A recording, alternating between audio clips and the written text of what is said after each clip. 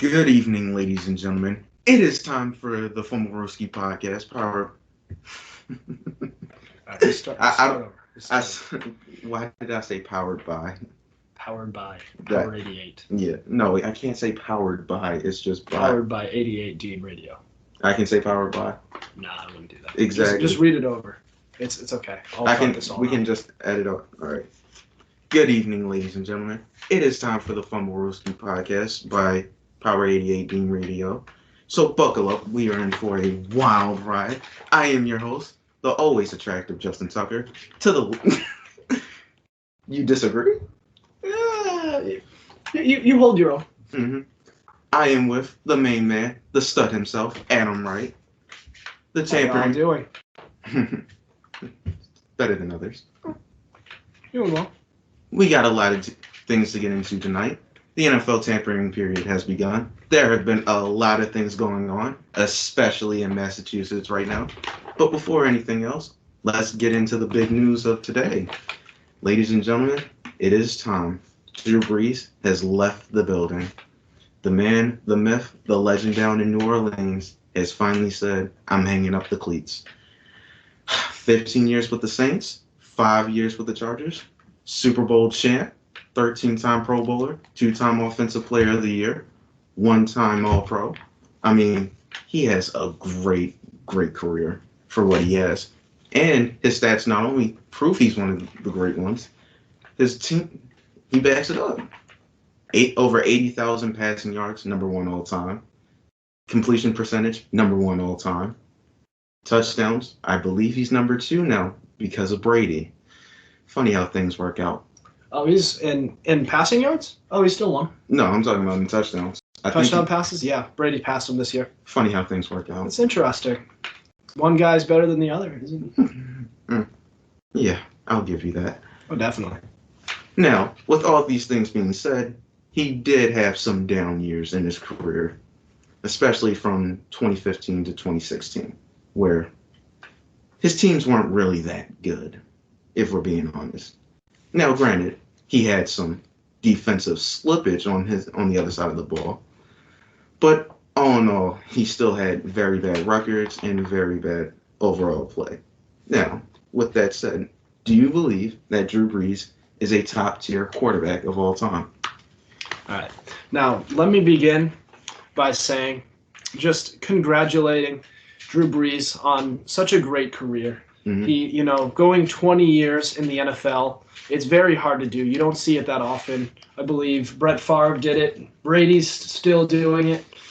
But, these guys are animals. These guys, you don't see that very often. If it does happen, it happens at quarterback, obviously. Yeah. Because they're quarterbacks, they're protected like every other play.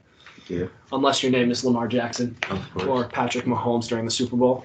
But, he's had such a great career. Just look at these statistics. We have them listed right here on our talking script. He played 20 great seasons in the NFL. He overcame some injuries early on in his career. He won Comeback Player of the Year. He is a 13-time Pro Bowler. Mm-hmm. That's tied for second all time. He is a 1-time All-Pro. He has won 2 Offensive Player of the Year awards. First all time in career passing yards and completion percentage. Mm-hmm. And second all time in passing touchdowns. Somebody passed him, some particular guy who lives in Tampa. I wonder who that is. Oh, yeah. And so that being said, does Drew Brees belong in the top tier of quarterbacks all time? Now, the simple answer is absolutely he does. Mm-hmm. But that doesn't mean, I just don't think it's a slam dunk here. It doesn't mean that there aren't a few knocks on his career. If you look at these statistics and all these numbers in context, it's not quite as impressive as you'd think. Now, he's played the majority of his career in a dome, 15 seasons. The other 5 years were in warm Chicago. Chicago. San Diego. I don't know why I said shit. We're in warm San Diego, where it's at the coldest like 60 degrees. All right, so that's pretty easy to play in. Then let's get to all the weapons he's had over his career. Antonio Gates, Vincent Jackson, rest in peace, Vincent Jackson, Mm-hmm. LaDainian Tomlinson, Marcus Colston, Jimmy Graham, Brandon Cooks, Michael Thomas, Alvin Kamara, Emmanuel Sanders, and several more key players that we can look at. All right. Now, given all of this, he's only won one Super Bowl. He's never won an MVP, and he's finished several seasons below 500. Now, I understand he's had some spotty defenses over the course of his career. He hasn't had it the best on the defensive side of the ball. That being said, he has had Sean Payton for most of his career in his ear half the time. Mm-hmm. He has been the coach. He's an offensive-minded genius. He can coach very well. And all of this being said, you just shouldn't, I just feel like even with, like, maybe you'll have a couple sub 500 seasons. You see a couple every year, like here and there with Aaron Rodgers, but not like this. With the greatness that Drew Brees has and the great coach that he's had, he's played in a dome in an easy environment. He has played with several great weapons. I've just listed off a whole list of names. Now, just the bottom line is he's an all-time great quarterback. There's no two ways about that. Mm-hmm. I just don't think he's a slam dunk being in that Mount Rushmore top 4, top 5 quarterback of all time. I think he is. I 100% agree that he is. I just can understand the argument for why he's not. Mm-hmm. Well, I think it's an open and shut case. He has the numbers, and he has that credentials to say, yeah, he's top 5. I believe there's full proof that only, and it pains me to say, Thomas Edward Patrick Brady II is higher than him. Joe Montana, obviously higher than him. Peyton Manning, higher than him. But outside of that, it's debatable. He could be 4 or 5 on the all-time list, and I believe the numbers back it up. And he's a Super Bowl champion. Now, he only has one of them. But again, Brett Favre only has one. Aaron Rodgers, begrudgingly, only has one right now. Soon to be 2. Come on, don't let me down. But he only has one right now. John Elway only has 2, and one of them was off the back of Terrell Davis. So I can say maybe he does have a case to be top 4, top 5 all time, considering the numbers he has, the number of years he's played, and the fact he does have a ring on his finger to prove that he had, when it was time to perform, he did perform. And he should have 2, because in 2018 he was robbed of a Super Bowl ring because there was a call that wasn't made on the field, and it cost them the game, in my eyes. Because if the call was made, they would have just ran the clock down to kick a field goal. He would have lost in the Super Bowl. Just stop. 100%. Stop. You don't believe that. I 100% believe that. You don't. No, you don't. If you guys were struggling against the Rams, you guys want to beat the Saints. The Saints are a different team. But you struggled. Nearly as good. I disagree. If you saw the NFC Championship game, they could have hold New England if that's the way you're going to play. If you're going to play that poor, you guys did not deserve it to win. Y'all weren't going to beat New Orleans. All I got to say to that is playoff Brees. Playoff Brees. He performed. Playoff Brady. Okay. He still lost to the Giants. Those two together, that 1 year. It's okay. Twice. He's done it twice. Those 2 years. It's okay. And then he lost to the Eagles. And then he lost to Mark Sanchez. I mean, it's not all peaches and creams for Brady. You're going to lose to a few teams when you're in the Super Bowl, when you're in the playoffs and the Super Bowl every single year. You're going to have some hiccups there. Brees has had some hiccups. He's a walking 7. He was a walking 7-9 for the first half of the 2010s. I disagree. You didn't watch the 2010s that much. He lost to San Francisco. He lost, I believe, he beat the Eagles. I don't remember if it was Seattle or San Francisco the next year. But he has made the playoffs in the earlier half, and then it's the middle half where they struggled. They were a playoff team, and then 2017 happened, and they kept making the playoffs, and then the Minneapolis Miracle happened, and then the NFC Championship game happened, and then Minnesota happened again, and then Brady won. So, yeah, well, like I said, he's a great quarterback. Mm-hmm. He just has a couple, and I forgot to mention playoff Brees was a thing, and he lost to teams that he had no business losing to, like Minnesota, just had his number with the Minneapolis Miracle happening. There was the time when where the Vikings went into their house. Yeah. And they won off of a Kyle Rudolph touchdown pass. That may or may not have been pass interference. That was.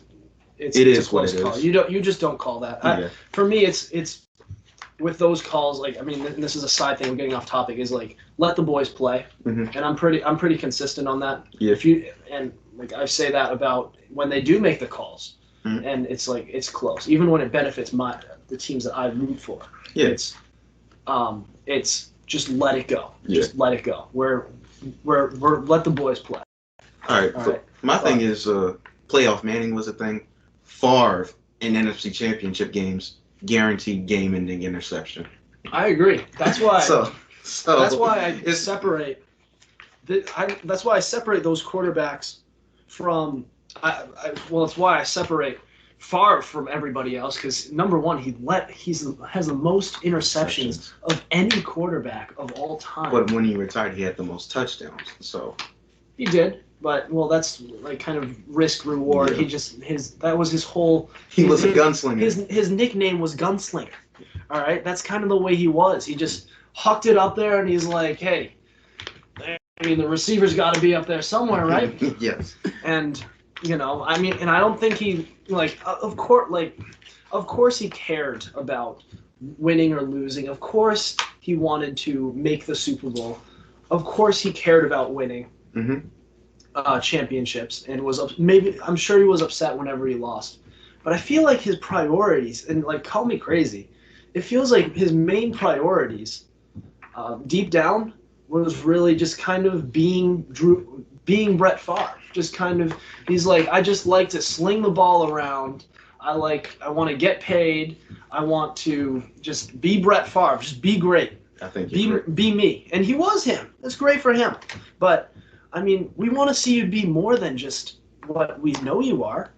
We want to see him be. We want to see him be like elevate his game. It's kind of like what Jordan is like, or what LeBron is like to a certain. There ain't no to a certain degree. Stop it. He is like that. But you get my point. Point is, Drew Brees is top 5.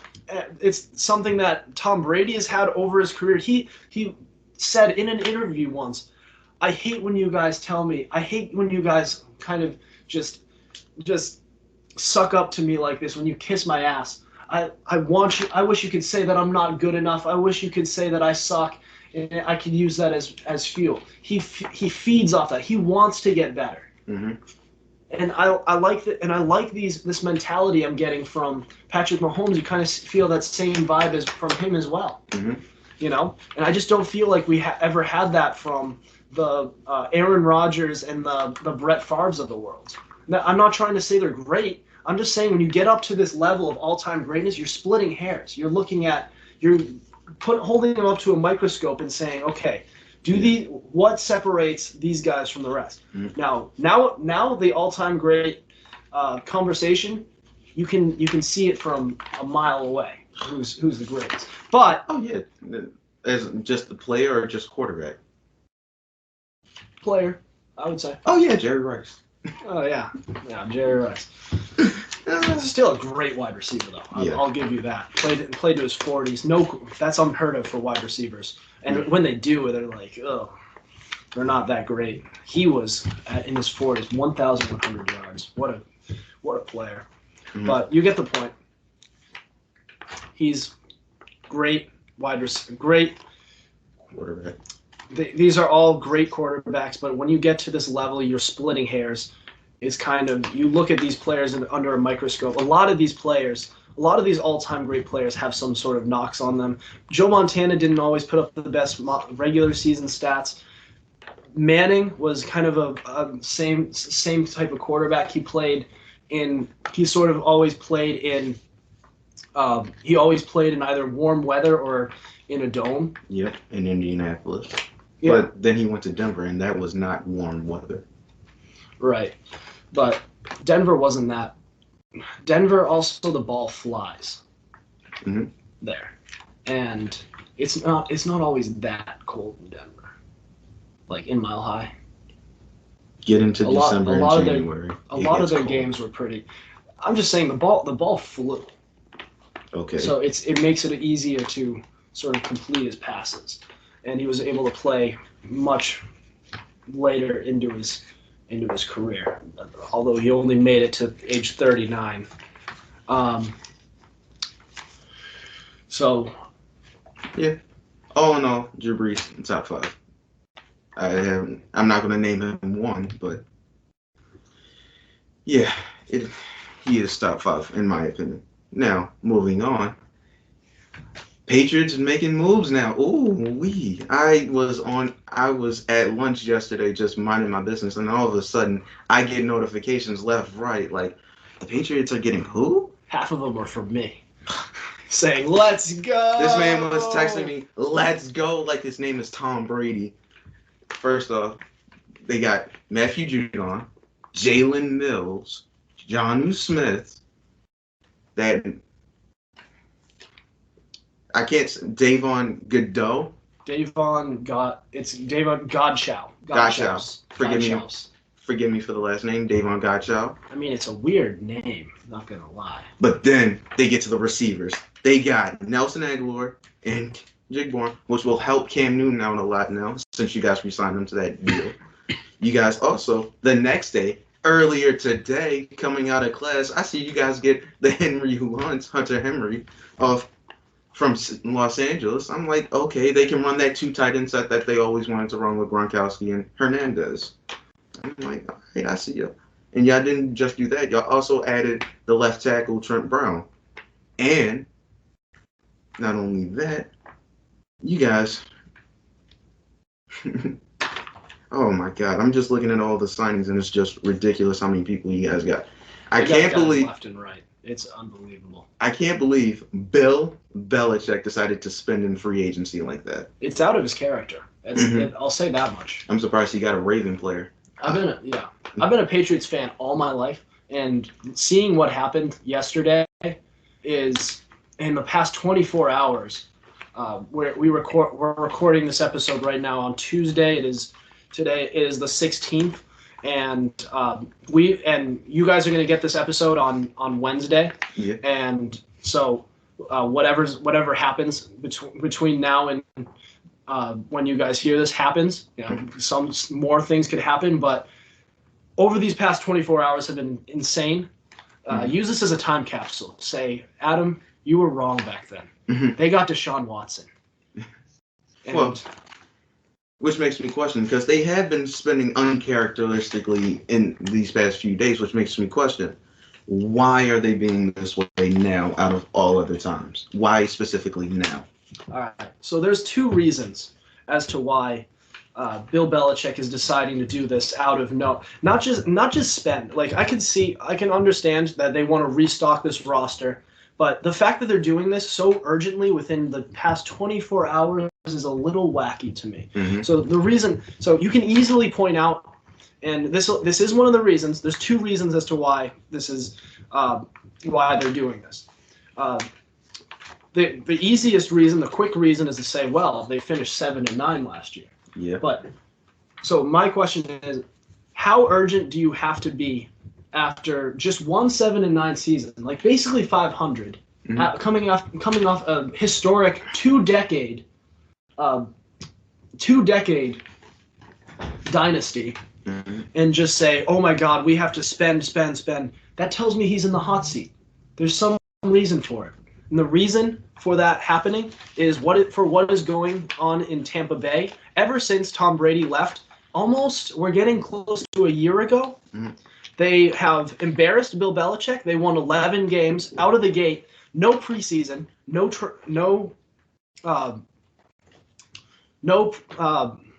what was it? No OTAs, and they were able to win a Super Bowl. Tom Brady threw for 40 touchdown passes, 4,600 yards. Insane at age 43. He didn't make the Pro Bowl. Belichick thought he was done, and everybody thought he was. When Brady left, Brady wasn't going to be that good, and the Patriots would just pick up right where they left off. They wouldn't miss a beat.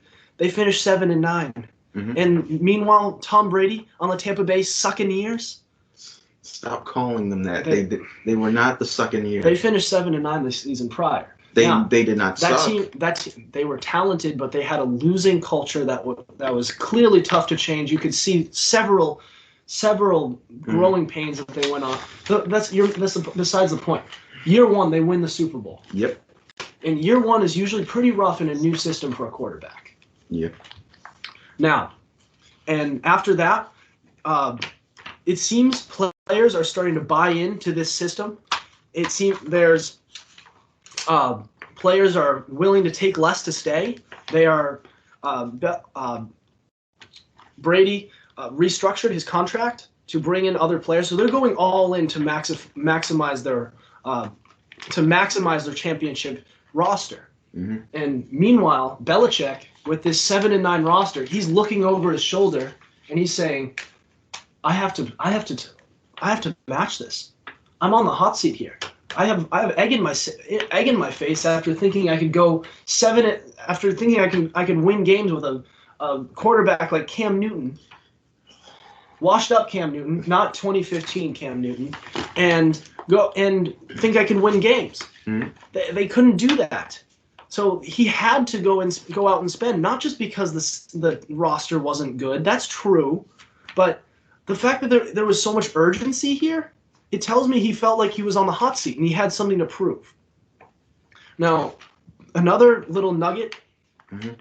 They're going, and I said this last episode, Tampa Bay is coming into Gillette. Yes, they are. This next season with a loaded Buccaneers roster. We're going to get to that in 1 minute.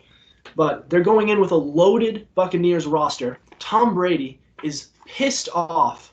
He has something to prove.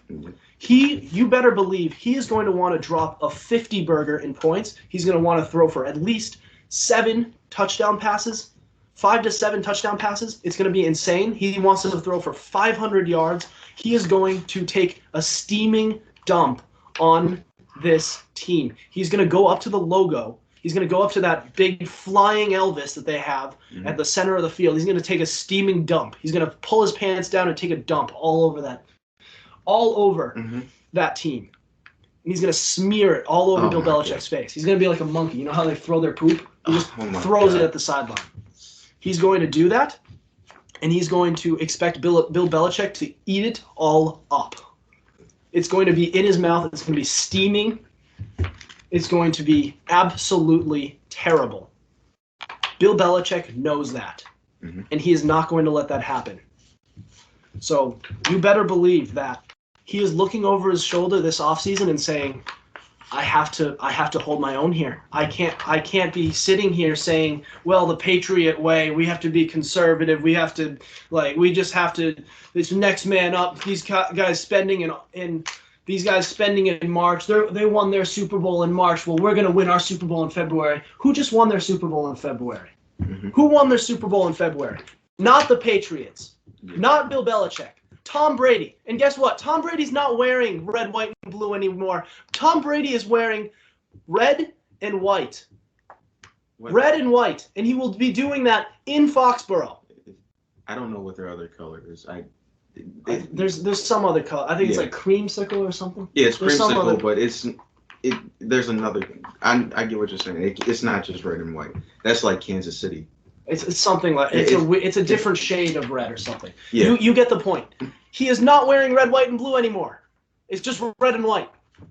And Bill Belichick knows he screwed up, and he needs to fix this. If they don't make the playoffs this year after what they did, after what they're doing right now, you better believe I better not, as a Patriots fan, I better never hear from any dumb Patriots fan's mouth that in Bill we trust. You know what? I trusted that piece of garbage And Tom Brady went on to win a Super Bowl after they moved on from him. They traded Jimmy Garoppolo, who would go on to make another Super Bowl. Even Jacoby Brissett managed to do something. A little something. He was a serviceable quarterback. Okay.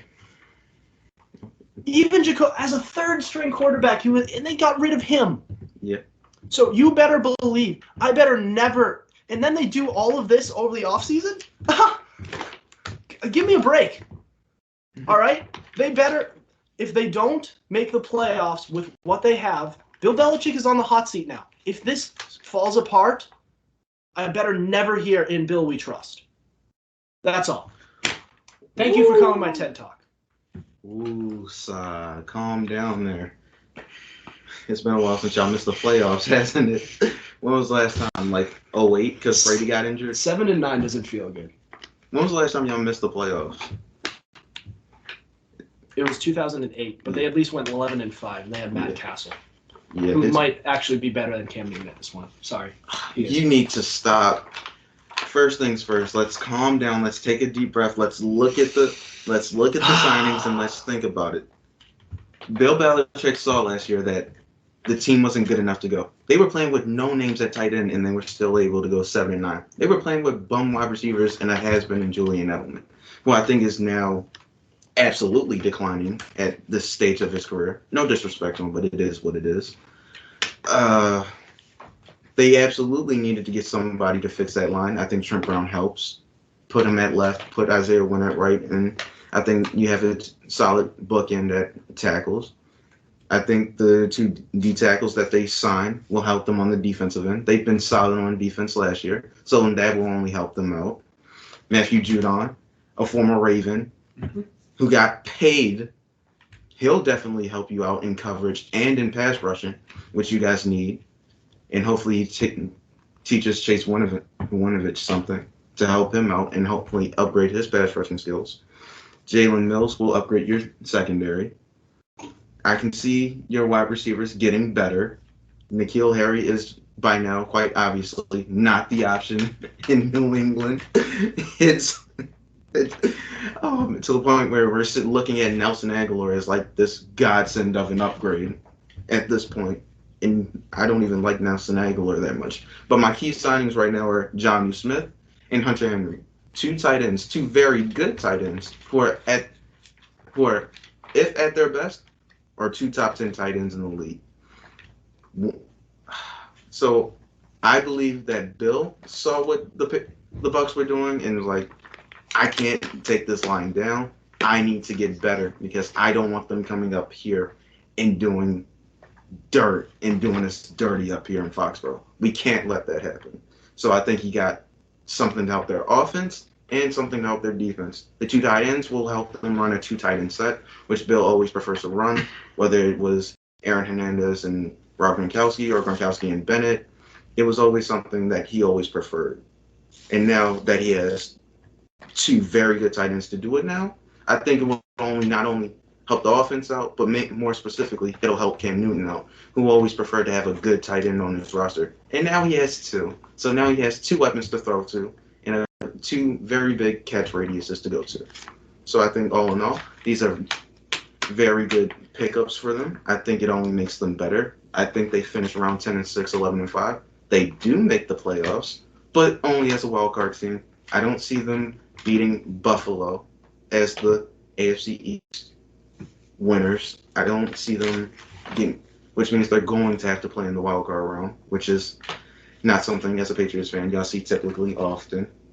But you guys might have to see it more often than you used to because Brady's not here anymore. But all in all, I do think you guys will make the playoffs. But it will be a struggle in the AFC East. Yeah, so see, the signings that they made are premier signings. Yeah. These two tight ends are legit top 10 tight ends in this league, and they brought in both of them. Yeah. So they can run these two tight end sets. We haven't seen that. I'm excited to see that. We haven't seen something like that since the Rob Gronkowski and Aaron Hernandez days. Yeah. And they did have Tom Brady throwing to him, so it made it more effective. But let's not forget that Cam Newton in his best years. So theoretically, if Cam Newton has anything left in his tank, if he has anything from his 2015 days, his focal point of his game was throwing to his tight end Greg Olsen back in the day. Mm-hmm. So this could be something where you could look at it maybe 6 years later. Now we're in 2021. Maybe, just maybe, this thing works. Now, another thing that I look at in this is it's interesting. Hunter Henry, when he was going into free agency, he was speaking in an interview. He said, "Look, I want to get paid, but I'm not stupid. I want to play in a good situation. I want to play with a good quarterback above all." Now, and then he says that, and he goes and plays with the Patriots with Cam Newton. Mm-hmm. Now, either when he said that he was lying, or he feels like, or there's a possibility he feels like there is someone coming in. Or he just feels like he could win with Cam Newton. Why can't it be that? It's a possibility. I don't think there was no market for him. I don't think a lot of the league is as optimistic as you are. I'm not saying Cam Newton. Just give the guy another chance. I think he'll play better than last year. I really hope so. With the weapons he has now, he will. I'm sure he'll play better. Yeah. I just don't like. Just remember, even vintage Cam Newton, yeah. he's only thrown for more than 28 touchdowns once. Mm-hmm. And he only threw for 28 like a couple of times. So outside of his MVP year, where he was on another level, he really hasn't done quite that much. Mm-hmm. Now, I love his attitude. I respect the way his work ethic has been. I love his attitude. I just don't know if he has anything left in the tank. Now, where was I going with? I think so. There is a possibility here, and this is a very, seems like a pipe dream. I hope it's not, but there is a possibility because it seems like there's some buzz around the league that the Texans may cave since they brought in Tyrod Taylor as a safety net and wind up trading Deshaun Watson. Now, there's a possibility that because now looking at the 49ers, looking at the way the Patriots surrounding offense is structured, it looks a lot like the 2019 49ers, like a little bit. Mm-hmm. They had George Kittle back then, who Garoppolo leaned heavily on. Now they have two players who, I mean, you could recreate the production at that point. You have a downfield threat in Nelson Aguilar. Mm-hmm. They had Emmanuel Sanders back in the day. Now, obviously, one's better than the other, but they plugged up their defense. Their offensive line looks good. To an extent, this looks like the 2019 San Francisco 49ers. So this offense might be structured in a similar way that the 49ers were. Now, is it a possibility that, now I'll get to my punchline here. Mm-hmm. And is there a possibility that there could be a three-team trade that could go on where Houston trades Deshaun Watson to the 49ers, the 49ers give Garoppolo to the Patriots, and the Patriots give assets to the assets that Houston wants for Deshaun Watson? Is this a possibility? I think it's possible. I think in your mind it's possible. You don't think it's possible? It's a rarity for three teams to be like, let's create this giant trade. Even in basketball, it's not that. It doesn't happen frequently. It happens more often in baseball, but yeah. I agree. So in football, it's like, It's almost a pipe dream at this point. But I mean, looking at what's going on right now, the way the Patriots offense is structured, the 49ers have wanted Deshaun Watson. Houston just picked up Tyrod Taylor. Maybe there's a possibility where they're in the back of their minds thinking, well, we might want to trade this guy if we want to be okay in the next few years, before the draft and not after, where they get less for him, or wind up sitting an angry quarterback for the entire 2021 season. So that is a possibility. But the surrounding offense looks pretty good. Yeah. They could have done a little more on offense, but The Patriots. You might. at wide receiver, I mean. All right, I agree. I think the point is, I think Belichick is clearly getting better at this, and hopefully they do gear up for that eventual matchup with Tampa Bay and Tom Brady. Speaking of the Buccaneers, bad boys for life. They got all of them. I thought they were going to get one or two. I didn't think they would get all three of them. Godwin, David, and Shaq Barrett are coming back. And Rob Gronkowski, Tom Brady's boy, decided, let me have one more year together with this man, and came back on a 1 year, $10 million deal. Congratulations. Get your money. But, oh man, he does it again. Tom Brady restructures his deal, sacrifices, and what do you know? Shaq Barrett comes back to the team. Chris Godwin gets franchise tag, and Levante David sacrifices what he could have gotten elsewhere to come back to hopefully win another ring with this team. A 2 year, $25 million contract. Way to go. Now, with everything they've done so far right now, which is looking pretty daggone good right now, if I do say so myself, are the Buccaneers already set for another run at the Super Bowl? Now, absolutely. And let me explain to you why. They've had these top three key free agents that I've been speaking of all offseason in Chris Godwin, Levante David, and Shaq Barrett, who Justin was referring to when saying they got all three of them back. All right. So what they needed to do, and what I've said this all offseason, is they need at least two out of the three.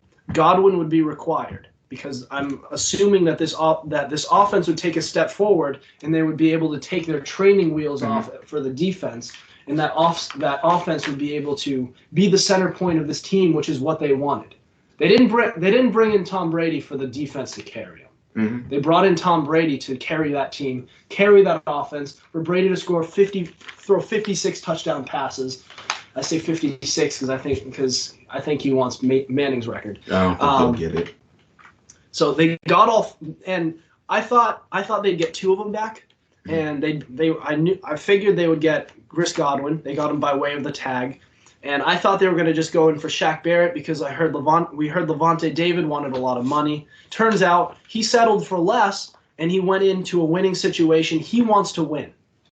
All right, now, and they even got Rob Gronkowski. They're talking to Leonard Fournette still. Antonio Brown, Ndamukong Suh, all of these players, they want to come back. They're buying into the system. So the question, are they already ready for another run? Absolutely. This offseason, free agency hasn't even started yet. And honestly, the Tampa Bay Buccaneers are the winners of this offseason. And that's coming from a Patriots fan, where seeing all of these players being signed, where, like I said, Bill Belichick is on the hot seat right now. Mm-hmm. And I think they did better because they got their players back. Typically, a lot of the teams who just go all out and sign all these outside players in the offseason, they don't do quite as well because they need it all to mesh. Those winners of the offseason, those suck bag teams. This team, they were the defending Super Bowl champions. They were like, okay, we need to bring this group back. They brought them back. They are ready to roll. Tom Brady, and I'll shed another nugget of information. They're looking to get James White. If they get James White, Tom Brady is going to win Super Bowl. Tom Brady is going to win MVP, league MVP, and I'll explain to you why. Now, the reason Tom Brady threw 12 interceptions this season was because he kind of lived and died by the deep ball. And don't get me wrong, Tom Brady is pretty solid with the deep ball, but he's used to having that safety blanket in a Danny Woodhead, a Shane Vereen, a Dion Lewis, a James White. James White's now on the market, and Tom Brady loves him some James White. All right? He loves James White. Okay. And if he gets him, then you can make a legitimate case that these interceptions are going to cut in half from 12 to 6.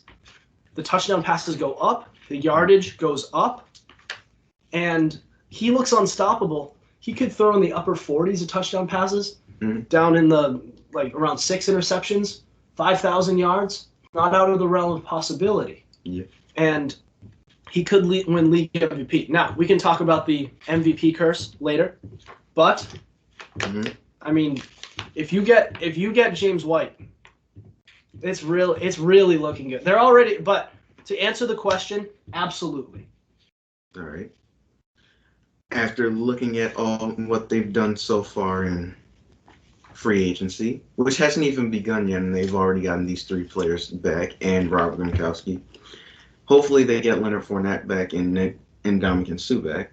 But as of right now, I don't think they're set to make another Super Bowl run. Because this league, for what it's worth, is a copycat league. They look at what you do and try to copy it to see if they can succeed at it. And right now, the Buccaneers are the reigning, defending Super Bowl champions. So what teams usually do is see what was successful for them and try to implement it into their own offense. So I think they'll be if they're just what they are right now, they will make the playoffs because Tom Brady's too good not to make the playoffs. I mean, it is what it is. I think he will be in contention for league MVP because another year under the belt, I think he will only progress. I think that team offensively will take a step forward. I think defensively, if they don't get Ndamukong Suh back and if they don't get some of these pieces back, I think they might take a step back. But they already got the main pieces back, so I think they'll be fine on the defensive end. I think overall, right now, the ceiling is a Super Bowl, but low expectations is the wild card round, which is still playoffs with 11-5 to high ceiling 13-3. Number 1 seed. The Super Bowl has to go through Tampa, which surprisingly, last year, the Super Bowl was in Tampa. So I think they're almost there. I just don't think they're like the prohibitive Super Bowl favorites. It's bold of you to suggest that the Buccaneers are going to be playing on Wild Card Weekend. They were playing it last year. Well, that was year 1. This is year 2. I still believe that. I still think they're a playoff team. And depending on how things even out, they could be. If they're a 3 seed or a 4 seed, they'll play on Wild Card Weekend. Even if they're a 2 seed, they'd still be playing on Wild Card Weekend with the way the playoff format is. They need to change that back. I liked it how it was. I liked it the way it is because even in the AFC, 11-5, it was more competitive on one side than it was another. Yeah. That is true. We had better games on Wild Card Weekend this year, but I also think the divisional round wasn't quite as exciting. And the conference championship was, on one side, it was good. Yeah. The NFC championship was kind of almost a thriller. Yeah. But that AFC championship, boy. Oh boy, here we go. I mean, don't let the final score of that game fool you. It was Kansas basically. City won that. Kansas City was just faster. Yeah. They outran them. It was like a track meet. They were running. They got Tyreek Hill. So head and shoulders better. And don't get me wrong, the Buffalo Bills were a great team. And they'll only get better. The Chiefs were kind of like almost transcendent. Like they were led by a quarterback who could be in the conversation later on as one of the best quarterbacks. Also, you're finally admitting that now? I said one of them. Yeah. He could be he'll be second. He'll be second. You think he'll be second? At best? Yes. I think he could be number 1. He won't be number 1. At the pace he's going, I think he's doing It'll fine. take his entire career and then some. Okay, let's calm down there. Do you think he's going to be making these crazy throws at age 43, just hucking them up there? He may not even be playing at that age. Yes, because the way the league is now, not the way it was like 10 years ago. No. But the way it is now, I could see him throwing the ball like that at 43. He's making these plays on the run. He's going at crazy arm angles. I mean, that's not quite as. As he gets older, I think he'll rein it in a bit. So yeah, I think you could at 43. I just don't know. I just don't think it's that salvageable. It's not gonna. Well, which brings us to our next segment. Lady, from one Super Bowl team to the other, we talk about the losers. And oh boy, do we have something to talk about. The Chiefs have lost 3 of their starting 5 lineups, which includes Mitchell Schwartz, their all-pro right tackle, and what is it? Jeff Fisher. Jeff Fisher. No, it's Eric Fisher, isn't it? I think it's Jeff Fisher, right? I think it's Eric. Point is, it's a Fisher, and he was the number. I believe it's Eric Fisher, and he was the number 1 overall pick, a Pro Bowler who was getting better as the years progressed for them, both Super Bowl champions, and who was protecting Patrick Mahomes' blind side. I think Mitchell Schwartz was better of the two, but still, both of them were Pro Bowler caliber players. Both of them are gone, and that's not the only one gone. Their center, Austin Reeder, I believe his name is, gone too. Now, the good news is they signed Joe Thuney, which I believe will help them out, but that still doesn't solve the big elephant in the room. What are they going to do about their left and right tackle? I understand that Mike Remmers is on your team. Don't really recommend him to be your left tackle. I think he's okay at right. I think you need to draft a left tackle, because the only left tackle I see that's available right now is Orlando Brown, and Baltimore says absolutely not. You will not have him. Get out of the way. No. Yeah, I like Remmers as the right tackle, but left tackle. He got abused. We saw this. We all saw the Super Bowl. Yeah, so I believe he should stay at right tackle. They need to either ask San Francisco to stop trying to get Trent Williams and see if they can get him. But other than that, I don't really see how they can much improve their line unless it's through the draft. Do you think that they can improve from? Do you think these are fixable problems? So the big question, as Justin asked, are the Chiefs' offensive line issues fixable this offseason? I'd say, well, just no. And they addressed the offensive line, but they addressed the wrong position, as Justin said. Mm-hmm. They went, they're missing their left tackle, right tackle, and center, and they went guard. Do you think Joe Thuney can play guard? I mean, you are a Patriots fan. Play tackle? No, as in center, and hopefully he can play center to replace him. I think it's a possibility, but he may not play as well as he does at guard. He's one of the elite offensive guards in the league. Hopefully they do have a guard that was starting that could switch over to center. Otherwise, this doesn't really help. And they've signed him to a 5-year, $80 million contract. And on top of that, they still have to pay the quarterback, who they just paid a $400 million deal. Mm-hmm. Was it 400, 500? $450 million deal, 10 years. Right. So he's actually, wasn't it 13? No. It was 10, yeah. He's on the cheap right now, but it gets expensive as the years go on. Yeah, it gets more expensive. But, they're already in a tough financial situation as is, and they spent on a position they really don't have that much need for. But what they do need, left tackle, center, right tackle. Now, I think they're going to be all right at right tackle because they have Mike Remmers. Yeah. But the reality is he's their backup, and he was playing his career best. Those were his career best games that he was playing. Center is fairly replaceable, somewhat replaceable. But the big problem is going to be left tackle. Left tackle is extremely hard to replace. They could look at pick number 31 to see where they can find it, but that's going to be extreme. That's still going to be extremely difficult. A lot easier said than done. And on top of that, they have to figure out center. They have to figure out if Mike Remmers really is the long term answer. I think he's a short term answer, if that. Possibly, yeah. I He's mean, been around a while. The way he played at left tackle, Jesus Christ. They were feasting on him. They were bullying him, and on the other end was Shaq Barrett at right tackle. They switched. They didn't just stay in one spot. Oh my God. They were bullying. They were playing with him. They were toying. JPP was just with basically one arm was. with one hand. With one hand was just abusing them. Oven mitt, as we like to call him. Yep. With that club. Oh my God! But these aren't fixable. These aren't fixable issues for this offseason. And these offensive line issues that the Chiefs have, they're going to continue going into next year. And I wouldn't be surprised if the Chiefs face the same fate in the Super Bowl that they did in the Super Bowl next year. At some point, they're going to run into a team in the AFC Championship. Maybe it's your Ravens. Mm-hmm. Maybe it's the Bills. Maybe it's the Colts. The Colts have a great defense. Mm-hmm. They can exploit And the they got hell better. out of them. I think they got better on offense. And they got better on offense. They could Yeah. outpace them. There's a possibility. I mean, I've been saying this offseason, the team that loses the Super Bowl rarely makes it back. Mm-hmm. And maybe we can agree this is a postseason team. Yeah. But will they win it all? These are some glaring holes in offensive line. Yeah, I thought they would keep one of them at least. If they had to lose one, I was hoping Fisher. I get that they saved like $17 million in cap space, but good Lord, who's going to protect Patrick Mahomes?